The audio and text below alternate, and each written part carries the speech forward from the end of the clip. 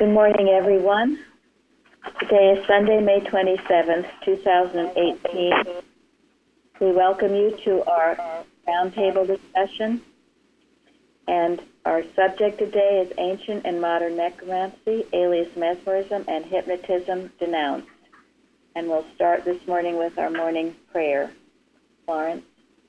Yes, I'm reading from Mrs. Eddy's message to First Church of Christ Scientists in Denver, page 152 of miscellaneous writing. May meekness, mercy, and love dwell forever in the hearts of those who worship in this tabernacle. Then will they receive the heritage that God has prepared for his people, made ready for the pure in affection, the meek in spirit, the worshipper in truth, the follower of good. Thank you. Miscellaneous writings, Mary Baker Eddy. We today in this classroom are enough to convert the world if we are of one mind, for then the whole world will feel the influence of this mind, as when the earth was without form, and mind spake, and form appeared. Okay, I didn't mention that we are recording from the Plainfield Christian Science Church Independent, Plainfield, New Jersey, the United States of America. Our golden text today is Proverbs 11. Though hand join in hand, the wicked shall not go unpunished. And Bruce, you wrote about that. You want to mention anything? About how evil, whatever's ungodly, always comes to light? Yes. There is always a way, and it always happens. And that's the one certain thing about anything that's ungodlike. It does get exposed. Who knows when or how, but it most certainly does happen. And this is something to be very encouraged by, something to embrace, not something to fear. But it's actually for the salvation of us all. It's the operation of divine love, actually. Thank you. Several of these verses in the golden text included and in responsive reading were verses we used during the time we were under the trial, and we still use them now. They're good in your watches, and that is certainly one. We have learned that evil cannot what? It can hide. Can hide. And it cannot prosper. Cannot prosper. Harm one iota of good. That's true, yes. Cannot harm one iota of good. It cannot mingle with good either. No, it cannot. So these are important things to understand. It goes on that he disappointeth, meaning God, the devices of the crafty, so that their hands cannot perform their enterprise. He taketh the wise in their own craftiness, and the counsel of the forward heart is carried headlong. So this is something you need to be knowing just daily, on a daily basis. That all error can do is destroy itself. It cannot organize. Because how could it if it's not of God? I appreciate very much what Florence just said. It cannot mingle with good. Isn't that what it would try to do, the subtlety of it? It sees something that really is genuinely good and then wants to stand right next to it, as if to put on a good face, so to speak, and try to get its foot in the door. Absolutely. Can't happen. It tries to hide itself. What is the name of the chapter in Science and Health that deals with this?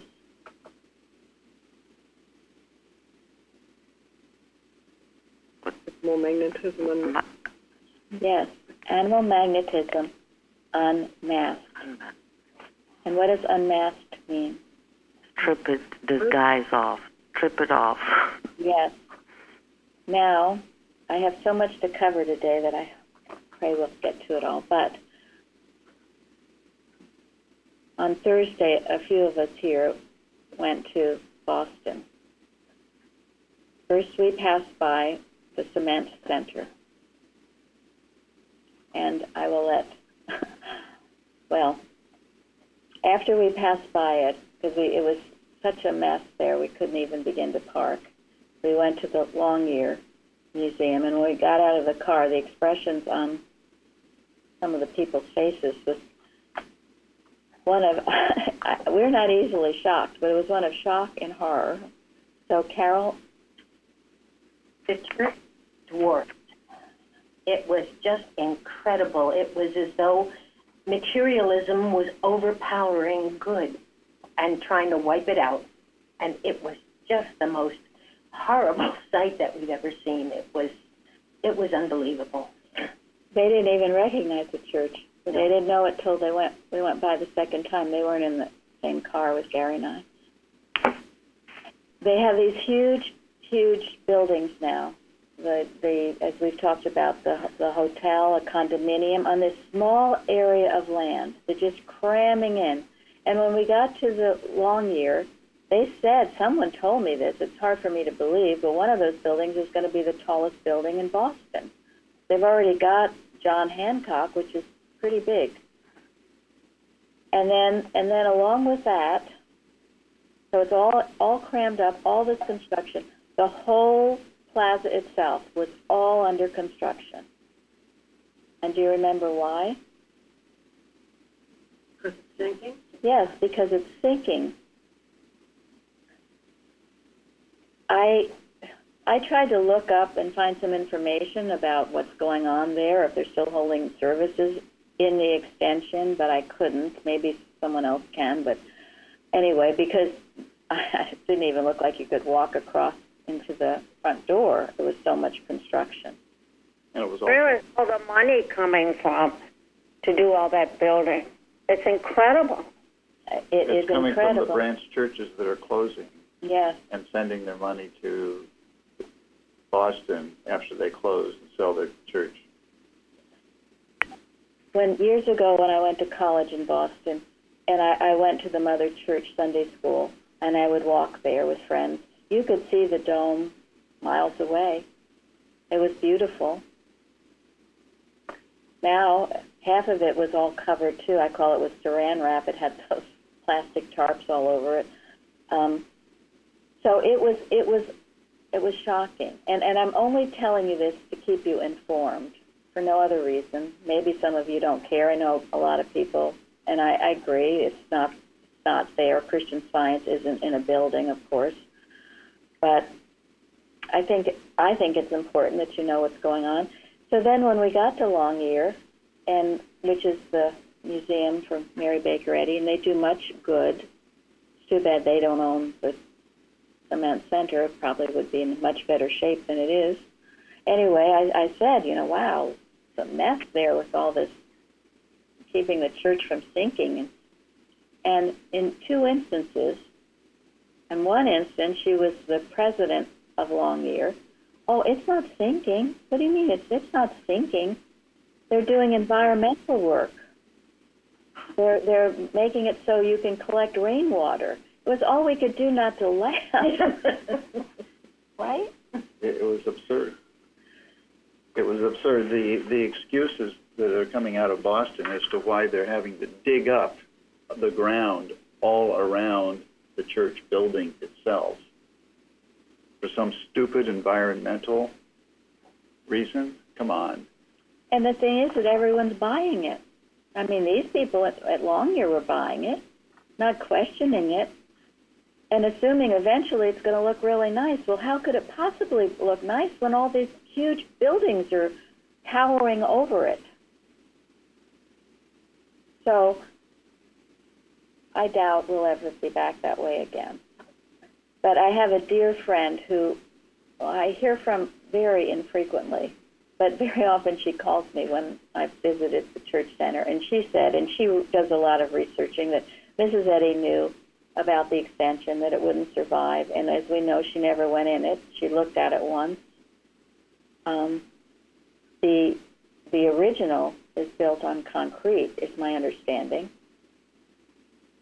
and so we pray that will remain. But And the reason, partly I'm bringing this out, there's a lot of reasons. This lesson on animal magnetism, I mean, to me, this is a clear example of it, of people talk about having the wool pulled over their eyes. And also, Linda made the comment, and it's very true, that our magazine out this week, it came out on New Age, and a lot of what's in this lesson addresses New Age. So all of these things are not coincidences. So anyway, we went to Chestnut Hill, and we had a 2-hour tour by this woman who was actually the president of Longyear. We didn't know this when she was giving us the tour, but she was thankfully very knowledgeable. She knew a lot, and I don't doubt her sincere love for Mrs. Eddy, even though she was the one who said the church isn't thinking they're doing environmental work. Anyway, but one thing she said, which she said many things that were very interesting, and a few things that I had never heard. And one thing she said was the original title of the chapter, Animal Magnetism Unmasked, was just Animal Magnetism. And later she made it Animal Magnetism Unmasked. And as Florence said, stripped bare, revealed. When it is out in the open, it cannot operate. And this is our prayer and intent of this hour we have together, that we are going to strip its intent bare. She also said that the chapter on spiritualism at one point was Christian Science and spiritualism. And she changed it to what? Versus. Yes. Versus. Yes. And what does versus mean? Going to war. The opposite of. Opposed to. Right. Contrasting it with the opposite. Yeah. So she made these seemingly minor changes to the titles, but they were not minor, were they? No, they were not minor. And I was grateful we named this issue of the Liberator, Christian Science versus New Age, in opposition of it.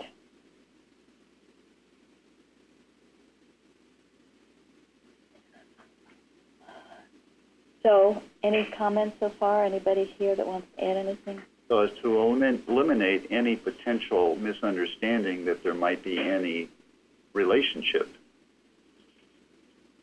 or similarity between Christian Science and New Age. Because there are a lot of people who are confused, who think that there are similarities between Christian Science and New Age. There are people who think there are similarities between Christian Science and hypnotism. The only possible way is that they've stolen some. They've taken some of stuff out of Science and Health out of context and put it in whatever they've used, and that's the only similarity. It's because they've basically stolen bits and pieces out of Science and Health. Right, Yes. and they've humanized it. Mm-hmm. Right, but it worships the human mind. Now, one good thing we found out was all the furniture that was in Chestnut Hill that the BOD took when they sold it to Longyear, they have returned it, including paintings and everything. So it is now being stored at Longyear and will eventually be placed back in her home in Chestnut Hill. But we also found out one of the reasons that they sold, the BOD sold it to Longyear in around 1950, I think she said, because they didn't want to be bothered with fixing it up, as they did not want to be bothered in maintaining and fixing up Pleasant View. So, of course, that was destroyed. You can be darn sure if the BOD had kept Chestnut Hill, that's what would have happened. It would have either been destroyed or it would have been sold. Someone else would be living there now. But thank God Longyear did get it, because there is value in this. At least I find value in it.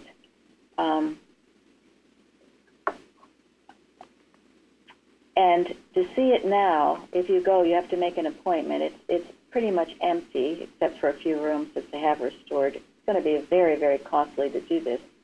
It's in it raw. I call it raw because some of the wallpaper and the carpets and things are the original.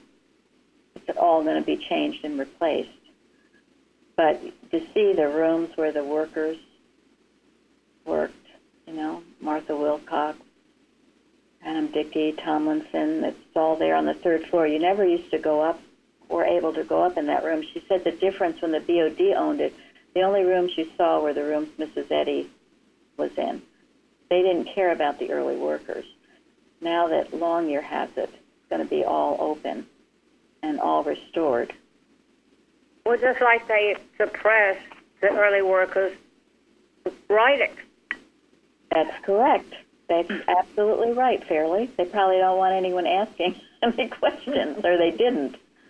So, but I honestly feel that eventually, and who knows how long this will take when it's finally done, they're going to figure out a way to get it back into their clutches, all of it. That's what I think. I don't trust it. But in the meantime, there were things we learned there. And one thing was interesting, that there are many things, but she said, and this is how she ended the tour, she said that they were considered the old guard and the new guard. The old guard was Calvin Fry, probably Martha Wilcox, the originals. The new guard was, she mentioned Adam Dickey, William Rathbone. And so the new guard complained that whenever they had a question, anything that they had to consider, they always thought of Mrs. Eddy and the church. While all that Calvin Fry and the old guard thought about was, what do you think? God. Oh, it was Mrs. Eddy. Mrs. Eddy.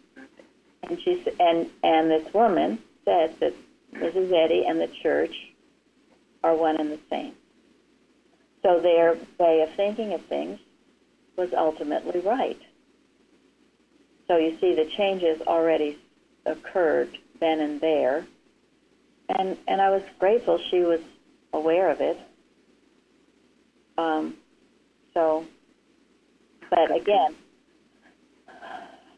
yes, and ultimately it is God's church. But we know, of course, that Mrs. Eddy was so close to him, and she prayed and never made a move without his guidance.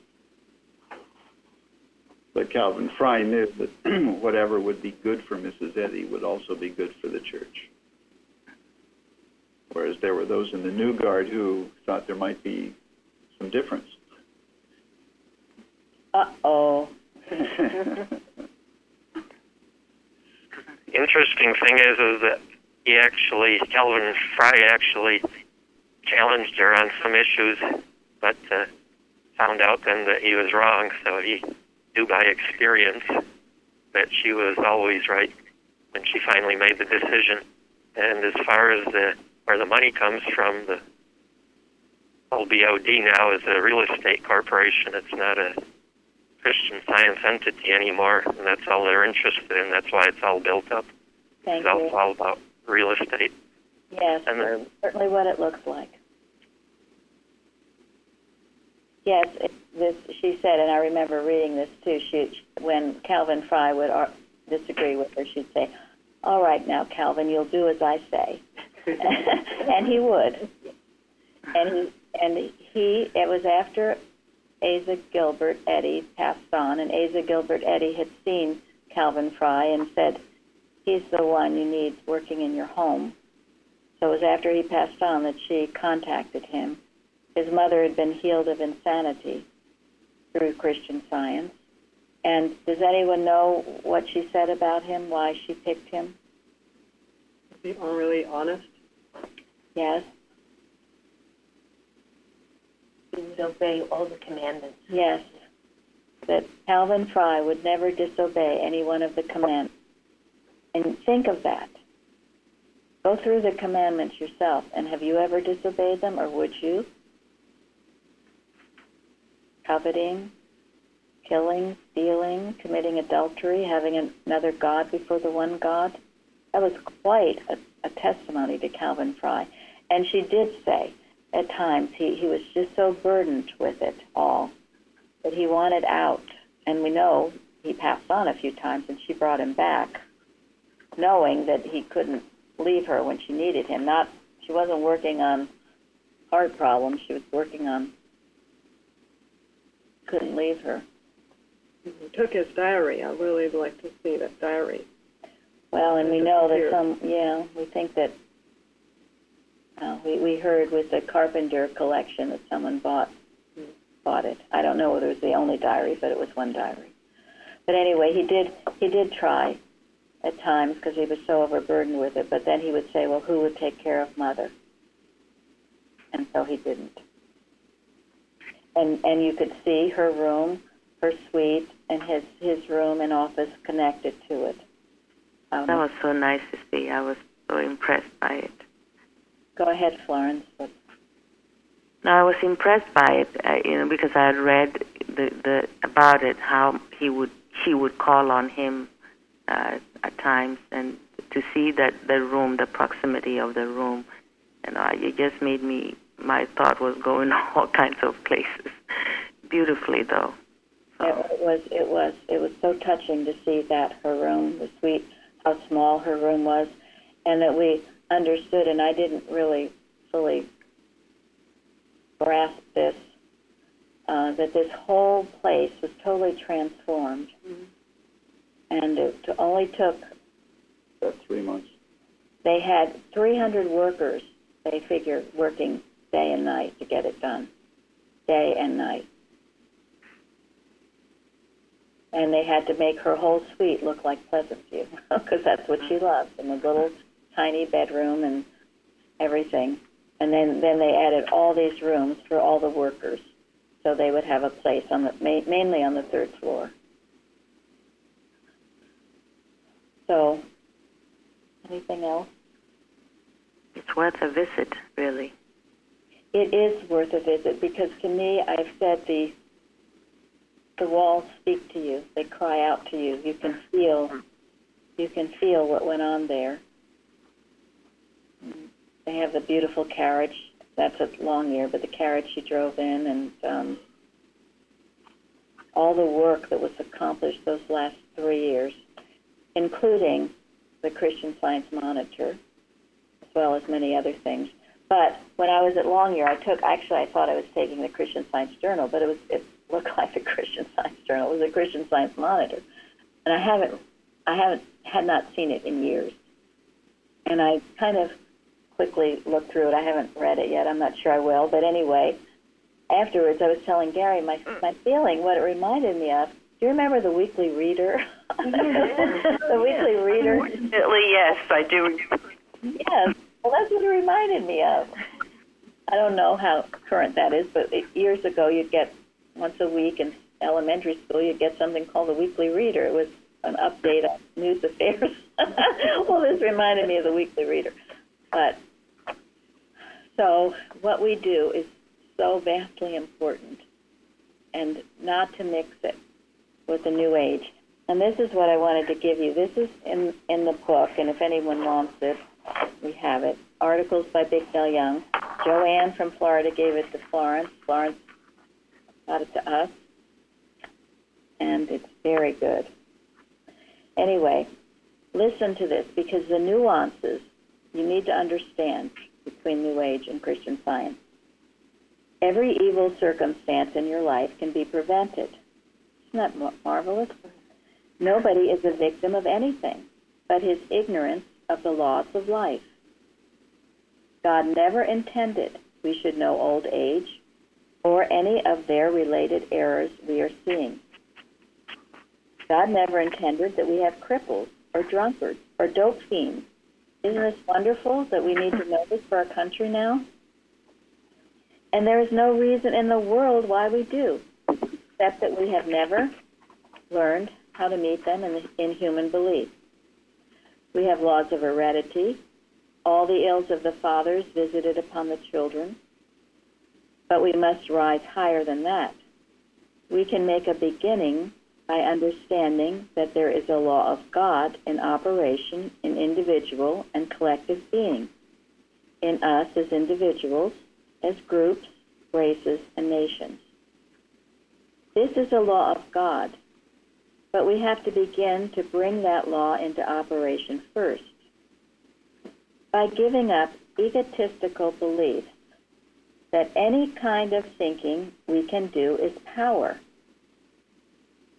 or taking a statement and drilling it in, so to speak, will finally make it come true. This may be hard work, but it is not permanent, it is not spiritual, and it leaves something missing in the mentality. First, because it permits others to dominate our thoughts, and then because it takes away from us our realization of the only one real power there is, which is God, whose kingdom is within us, within all. Reciting that 2 times 2 equals 4 won't make it true, though it may help us remember that it is so. An affirmation repeated in thought will help to impress us with the truth that is true. But in doing so, you really give up a good deal of freedom. It would be much better to hear a truth or read a truth and let the truth do the work, since Jesus said, I am the truth, and truth is a synonym for God. Why let your manipulation of the truth be the agency? Why not let the truth do it alone? The reliance you will build up is the confidence that truth is. So, that's just part of it. But you see how it explains it, because so often we just think we say these things over and over and over and it'll make it true. It's not just the repeating of it or the memory of it. It's the realization of it. It's the doing of it. Colleen had an interesting experience. Now, this is all teaching you how to handle animal magnetism. We have a new teleconference phone, right? Or we're getting one. Coming in tomorrow. Okay. Because last week, as you know, we were having difficulties.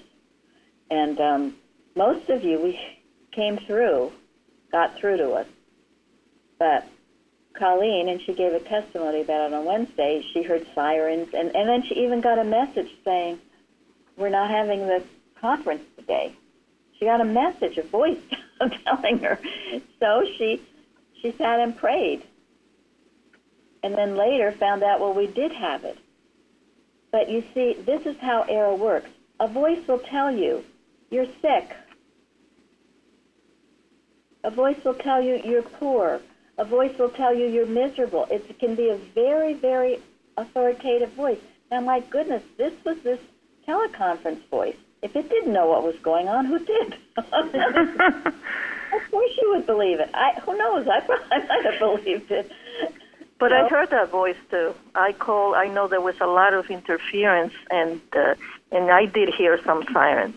And then I got disconnected. I called again, and then the voice said, something, whatever. So I waited a few minutes and called back again, and then I got patched through, and then I heard it. Thank you, Pilar. And that is the difference. So Colleen obediently sat there and prayed, probably repeating. She said she'd been learning about the 7 steps of handling animal magnetism. Well, repeating them, but that wasn't really the handling of it. What is the difference? Persistence and telling it you a lie? Yes. It's the living and putting it into action. We do not give up here. It might have sounded bad, but we were all working, especially Jeremy. I say we. Well, that was Jeremy. And we were praying. Yes, we were praying. But there's no way this wasn't going to go through. We'd figure out something, and of course Jeremy did. And most of you, many of you who've been with us for a while, understand this. So you would keep persisting. It happened, we were having problems Wednesday too. That was partly because some of us weren't here. But you persist. The power of a right idea cannot be stopped. This is animal magnetism that would say it will prevent us from doing this. And this is how you deal with it. But it's not just the repeating of the words. It's putting the words into action. It's knowing it is the truth and letting the truth operate. We were taught that there were sort of 3 steps in dealing with animal magnetism. The first is to see what error is trying to do. See that it's at work, trying to do something. Then, know that it has no power to do it. And then the third step is see to it that it doesn't do it. That's all you need to know. It's like when I was writing a lesson once, and I've gone quite a way. I come to the computer and it's gone. It's gone. There you go. But I've learned that the first and most important is to be calm, stay calm. This means to me that when I stay calm, I'm knowing, no, it is God that's here. I can't be fooled. And it's helped me a lot with everything that would be alarming otherwise.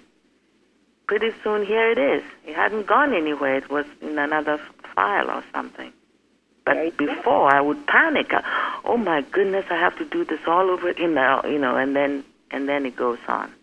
So it's. Thank you. Mm-hmm. Yes, Wednesday evening before the service, I couldn't get my computer to function properly. It was, I don't know, I'd never seen this before. And like Florence in the past, I would have gotten very upset and called my husband and, this can't be happening. But I did what I was taught from this church to do and remained calm and persistent. And the same thing when there seemed to be difficulties with the, the service going through. The same thing. I knew, again, from this church that this can't be stopped. The Word of God can never be stopped. Thank you, Janet. It was definitely proven. It cannot be stopped, ever. Yes. Now, believe me, Colleen, she testified. She's humble. She learned a wonderful lesson. She's very new here. I'm just using this as an impersonal example of what it would do. And it would seem logical. You get a message saying hang up or it's not going on, just as you get a doctor telling you you're sick and going to die, or there's no way the economy, you're never going to find a good job, or whatever else the voice tells you. Oh, you have pain? The same thing. Pain. Yes. You're getting old. You've got all kinds of troubles. That's the voice. It's the Adam dream. Yes, it is. It is. And this is how you stay out of it. So repeat the steps, Gary. Step 1, see what error is trying to do. Step 2, know that it can't be done. Step 3, see to it that it is not done. And as a worker in church, you see you have these opportunities to do it. And that what happened last week was an opportunity. And you can see it clearly how it works. So then you see it in church, and then you begin to see it other places in your life. And you get, the Bible talks about leaping over walls. Well, that's what you do. You end up leaping over these walls because it's always telling you can't do that. You don't want to do that. You're too stupid to do this. And you don't listen. You know what it's trying to do, and you make sure it's not done. Now, if you don't do this and you fall under it, then what happens? And the buildings get taller and you disappear into the city and nobody knows where you are. Right. Right. And the world gets more and more evil, and the era gets more and more big, and oh my gosh, and look what it did last week, and look what it did last month, and the little serpent becomes a big red dragon. And then you don't want to get out of bed in the morning. Right, yes. Yeah, because it gives you reasons, justifications why you should believe it, and it goes on and on. On and on it does. Colleen, did you want to? She's here, right? Yeah. Oh yes, I was so shocked because it seemed so real to me, and it was a very, very good teaching lesson to ask God for what the right idea is here, and to know that that's what's going on, and to ask God to show me what I need to do to, accomplish the goal or whatever. I mean, if I had to do it over, and what I did on Wednesday was when there was a technical difficulty, I went on the computer, I tried YouTube, and then I heard Craig saying that, it was being taken care of and the meeting was going to continue. So this was such a good teaching moment for me because I can see how hypnotism seems really real. And I went down with the lie, so to speak, because I was praying that everyone was healthy and well, and I really needed to pray that how to get on the conference. That was my prayer was misdirected, and so therefore not effective because nobody was hurt, nobody was sick, everyone was fine, and so the one that suffered was me because I missed out. I really wanted to be a part of the meeting, so it really taught me you have to ask God and pray for the right thing. You're wasting your time if you're praying for the wrong thing. So it really taught me to stick with God, to know that the power of a right idea cannot be stopped, and just keep trying and persisting. Thank you very much. Right. Yeah. And she was ready for that lesson. It was so clear to me, she was so teachable to learn it. She was just standing there ready for that teaching, and it came to her. And I know Pilar, she's overcome, train problems, getting to Plainfield, other things. You become someone who's going to read the watch message, and suddenly all kinds of, Linda, all kinds of hell breaking loose. And or you're a reader, or you write, as Florence says, you're writing a lesson, all kinds of hell will break loose, and you see what it's trying to do, and then make sure it's not done. Now, Parthens wrote something very excellent. I'd like also in one of our liberators, I'll have Gary read a little bit of it, about the workings of animal magnetism. Yeah, this is from Parthens on our forum. Joseph Goebbels, Hitler's minister of propaganda, wrote, quote, "It would not be impossible to prove with sufficient repetition and a psychological understanding of the people concerned that a square is in fact a circle. They are mere words, and words can be molded until they clothe ideas and disguise." End quote. This is how the greater part of the population of Germany was led to call good evil and evil good. Repetition is a primary principle of mesmerism. Any thought that I think over and over again becomes a belief. Any belief that I perpetuate will eventually, irresistibly, become a reality to me. This is why the third and last of Mrs. Eddy's daily duties is so important. Alertness to duty. It shall be the duty of every member of this church to defend himself daily against aggressive mental suggestion. Hitler and Goebbels were masters of aggressive suggestion. And one of their most effective and aggressive propaganda tools was repetition. The Apostle Paul, in the second chapter of 2 Thessalonians, speaks of the Antichrist as gaining power through deception and through the deceivableness of his followers. A deceiver is only as strong as the deceivability or suggestibility of his audience.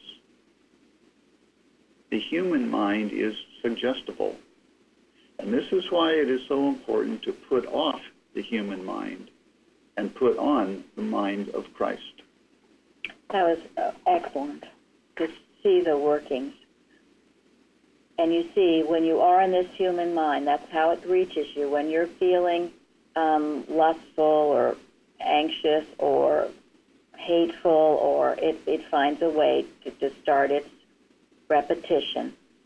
And think about it. How many times you wake up and oh, I've got a pain. You think about it, I've got a pain, I've got a pain. You repeat it in your head over and over and over. You feel the pain's all over the place. But this too, see the difference between this repetition and what Christian Science is, which is the revelation of truth. Some of the stating the truth is good and helpful, but if that's all you do, then it isn't. And it's no more effective as saying your rosary beads. You've got to get where you're understanding the truth and living the truth. And very often, if I have a problem, I will go to the alertness to duty.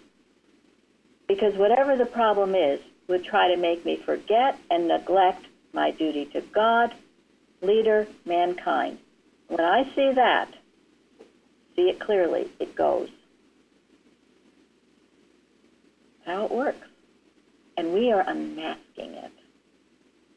We are stripping it bare. Ha ha ha ha. Wonderful. Yes, it can no longer make this secret, because esoteric in no instance is the effect of animal magnetism, recently called hypnotism, other than the effect of illusion. Any seeming benefit derived from it is proportionable to one's faith in esoteric magic, which is private and hidden magic. So, you see, once you get into New Age and you start believing these things, you can be used for what Vignell Young calls it, putty in the hands of schemers. So this is why our magazine, and this is why it's so important you understand it. And it is definitely all in this lesson. And I love in the lesson, it says that the definition of Christ, the divine manifestation of God which comes through the flesh to destroy incarnate or fleshly error. In the Bible, it says, he that committeth sin is of the devil, for the devil sinneth from the beginning.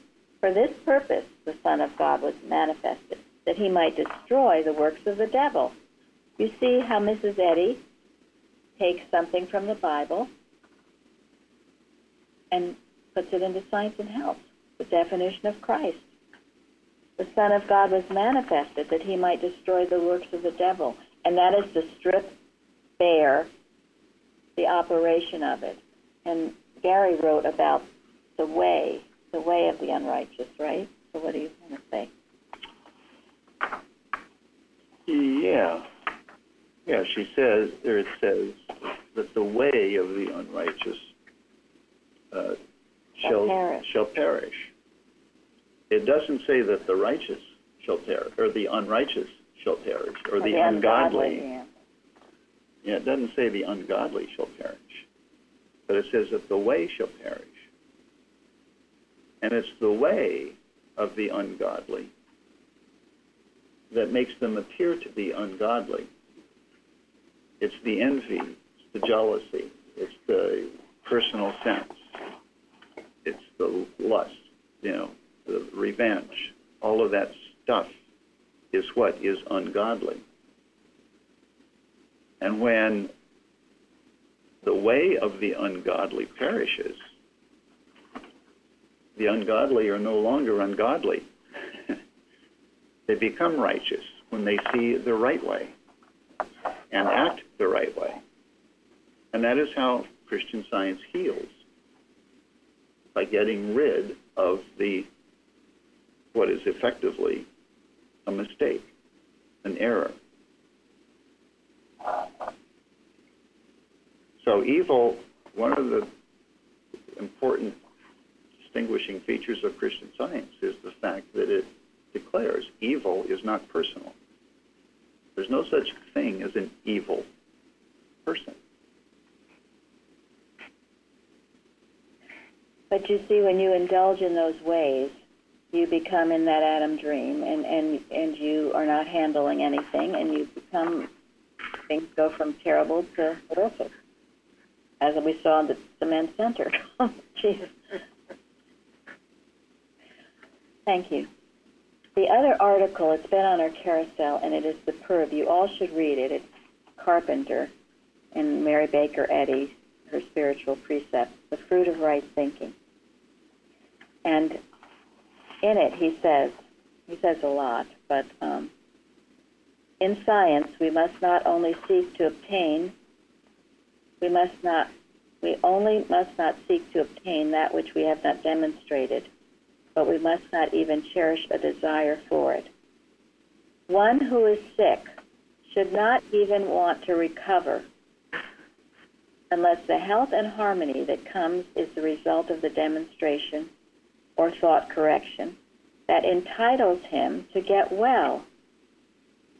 It breaks a moral precept for a student to desire that which he does not deserve.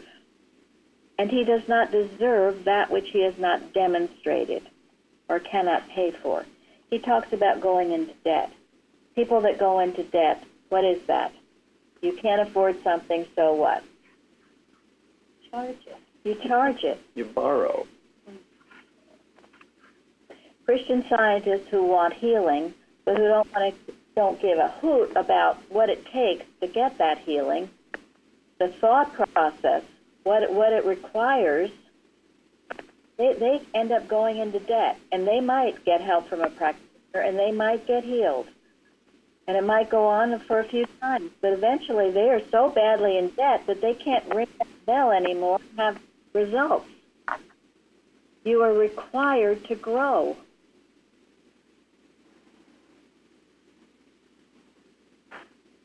And living this and seeking this truth, because you want it more than anything else, you want it more than you want your big toe to be healed, is what this requires. This is just a wonderful article. He goes in it so easily and so clearly, I should say. Students should not wait until they are sick before they go to work to clean up the mental debris, which we've just talked about, which carelessness permits to accumulate in thought. That means getting out of debt in the mental realm. When Mrs. Eddy says, do not get in debt, she might add, do not owe God, let him owe you. Lay up treasures in heaven. In other words, work in such a way that God owes you. Be faithful.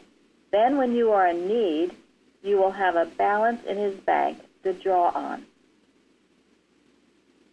It is true that science shows health to be a gift of God, yet it is bought with a price, which is the willingness to stand porter at the door of thought. We deserve health when we have done this work successfully and have permitted nothing of an alien nature to invade consciousness. Otherwise, we don't deserve health. Think about it. Victor Young says health is the eternal state of spiritual being.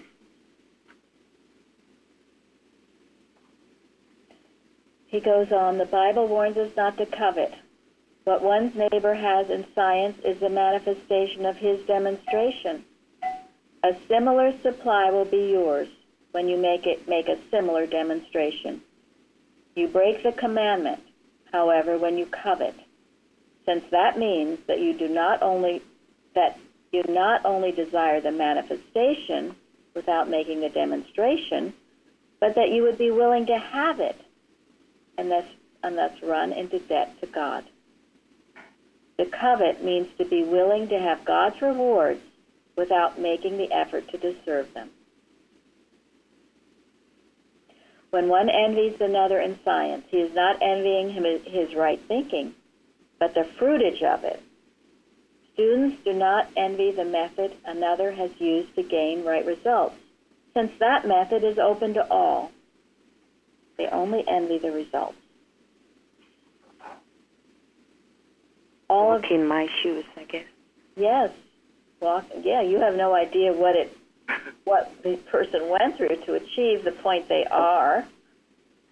You only envy what you see, what you think you perceive with your eyes and ears. So this is an extremely important point. Dear Mr. Carpenter, and he worked in Mrs. Eddy's home for 1 year. And took copious notes, and 25 years later wrote his book, because he knew that the correct understanding of Mrs. Eddy's life was essential to understanding Christian Science. Yes, and so it is. And it hadn't been written yet.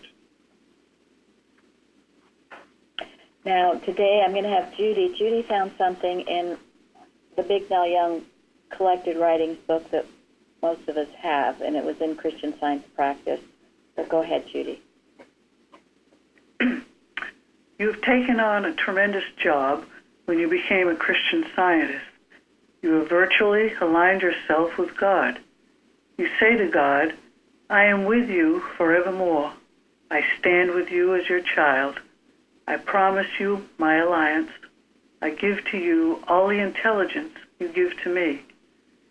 I ascribe to you all the power I am able to express. I praise you in all the glory I am able to manifest. I place my country and its government in your hands. Eliminate from its government human greed and all its selfishness, and those elements that are vicious and weak. I maintain and establish, by the power and presence of God, the real government of divine principle, the divine government. Thank you. That's beautiful. Very good. Thank you all for joining us today. Thank you. Thank you. Thank you. Thank you. Thank you.